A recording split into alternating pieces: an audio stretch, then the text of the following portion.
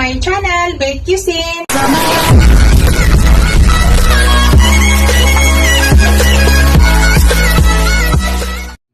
Hello guys, today's video magluto tayo ng shrimp.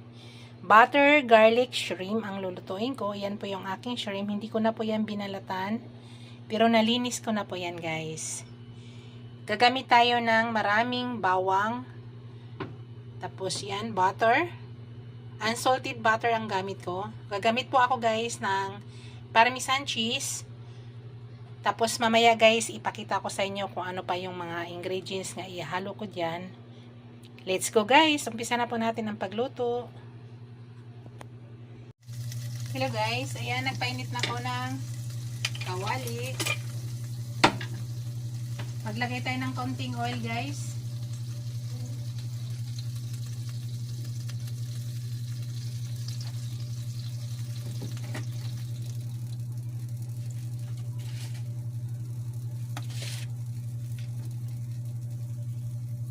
I-fry natin saglit yung ating shrimp para lang mag golden orange.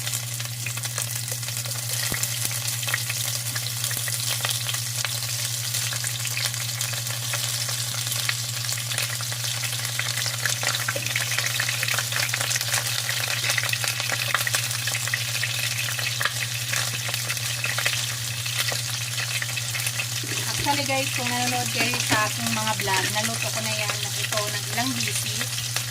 Kaso lang, dahil ito yung ulamin namin ngayon, i-vlog ko ulit para kung hindi na nyo mabalikan yung aking video, ay nasa baba na, ito mapanood nyo.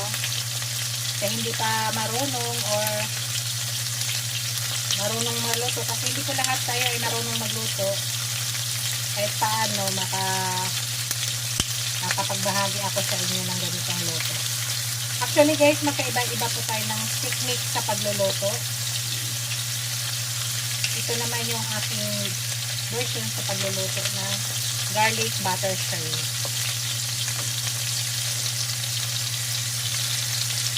Shout out pala sa aking mga channel members, sa aking mga subscribers, viewers, silent viewers. Maraming salamat guys sa walang sawang suporta sa aking channel. Thank you guys. Yan lang. I-golden orange lang natin guys. Tapos tatanggalin na natin. Tapos yung iba na naman. At dyan din tayo magluluto guys. Napaka-saglit lang na recipe ito guys. Very easy.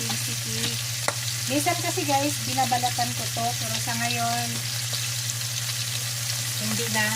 Masarap kasi yung may balat guys, no? Saka yung heat niya, isama natin. Masarap kasi yan, nandyan lahat ng lasa. Kasi para pag binalatan ko, yung gusto kasi ng aking bunso nga, laging balatan, eh parang nakukulangan ako sa lasa. Kaya sa ngayon, hindi ko siya babalatan. Pero it's up to you guys kung ano yung gusto nyo.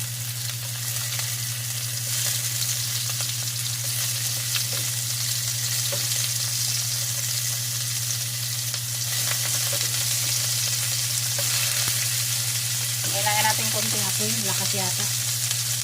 Masunog. Dahil konti na yung mantika na nilagay natin.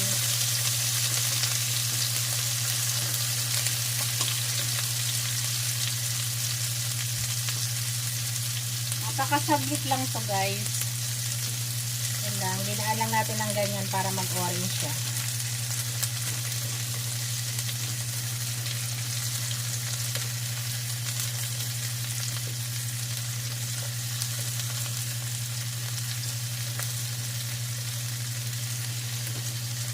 Para bago natin mamaya ilagyan ng sauce, nakaganito na siya.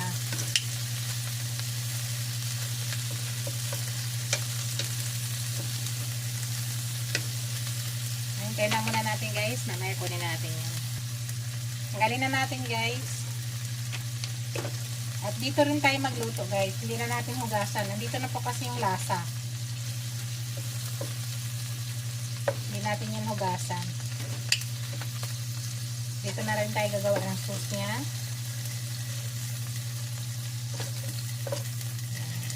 So, dyan guys, maglagay ako ng butter. Unsalted butter pang gamit ko. So, hintayin lang muna natin matunaw ang butter.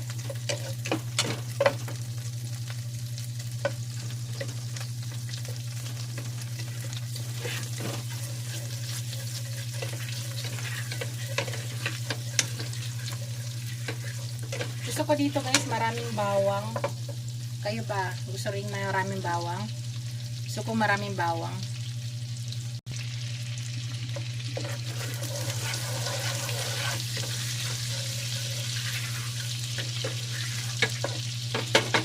Yan, pwede na natin ilagay yung ating garlic guys. Dalawang garlic yan, dalawang buong garlic. Yan lang yung pag-chop ko sa garlic guys. Hindi ko lang siya pinino para makakain. Masarap kasi. Para medyo may makain ka rin. Kasi kung pinong-pino, parang hinahanap mo pa eh.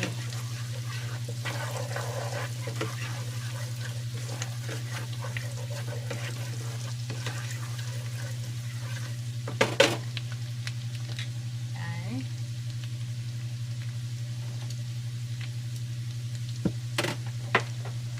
Diyan guys, maglagay na ako ng oyster sauce.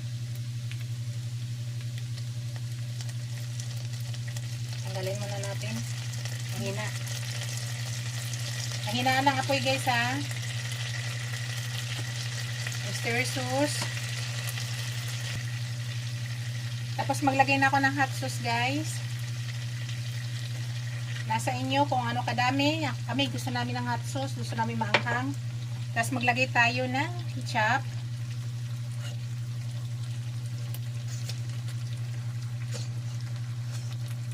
Ganyan. Tapos maglagay ako guys ng konting sugar.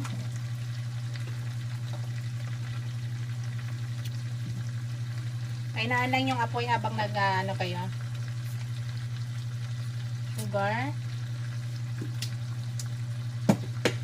Tapos maglagay ako ng konting salt, konting vinegar. Ang twist lang niya. Konti lang guys.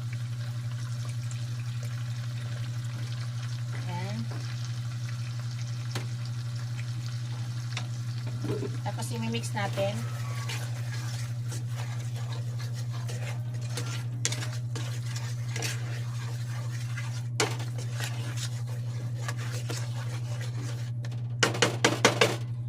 Tapos maglagay ako guys ng konting toyo.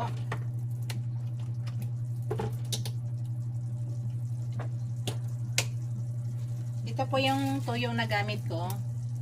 Light soy sauce. Panglasa lang.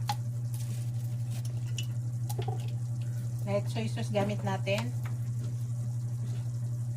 Tapos maglagay ako ng ground black pepper. Nasa inyo guys kung ano kadami. So wala pa tayong nilagay na salt. Kasi marami na tayong nilagay na mga yung light soy sauce. Tapos naglagay tayo ng ano nilagay natin kanina.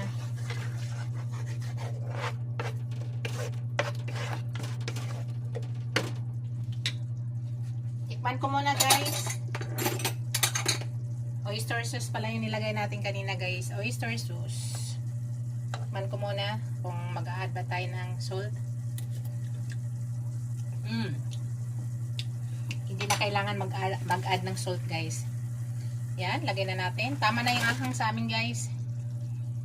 Kung kayo naman ay hindi mahilig sa maanghang, magbawas po kayo ng maanghang guys ha. Magbawas po kayo ng spicy sauce. Kami gusto namin ng maanghang.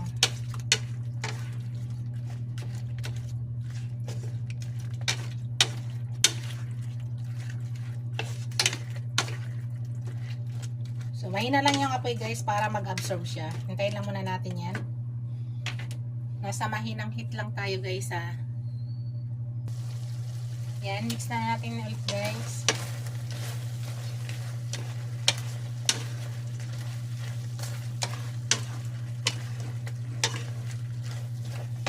Tama na sa lasa.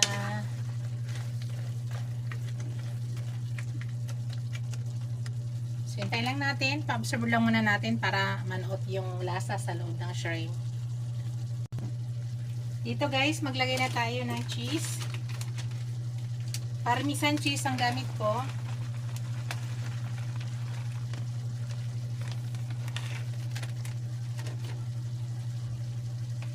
Yan, i-mix natin.